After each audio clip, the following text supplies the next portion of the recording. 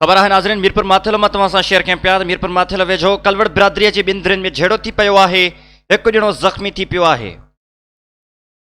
मीरपुर माथेलो वेझो ॻोठ नबी बख्श कलवड़ में कलवड़ बिरादरीअ जी ॿिनि धुरियुनि में झेड़ो थी पियो। लठियूं ऐं सरोटा ऐं कुहाड़ियूं लॻण करे हिकु ॼणो ज़ख़्मी थी पियो आहे। ज़ख़्मी थियल रफ़ीक अहमद कलवड़ मीडिया अॻियां दायो आहे। मीडिया अॻियां उनजो वधीक छा चवणु आहे, इन हवाले सां तफ़सील वठंदासीं। अली वसीर लाइन ते आहे। अली वसीर, ज़ख़्मीअ जो छा चवणु आहे, आगाह कजो।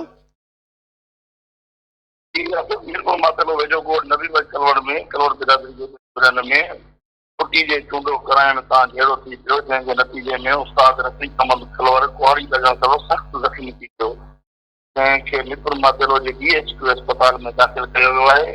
इन हवाले सां ज़ख़्मी उस्ताद रफ़ीक अहमद कलवड़ मीडिया खे ॿुधायो त SSP घोटकी जो गनमैन रियाज़ कलवड़, रियाज़ अली, नवाज़, इरशाद कलवड़, गफ़ार कलवड़ ऐं ॿियनि असां मथां हमलो कयो आहे ऐं कुहाड़ियूं, लठियूं ऐं सिरोटनि जो आज़ादाना इस्तेमालु करे ज़ख़्मी कयो आहे।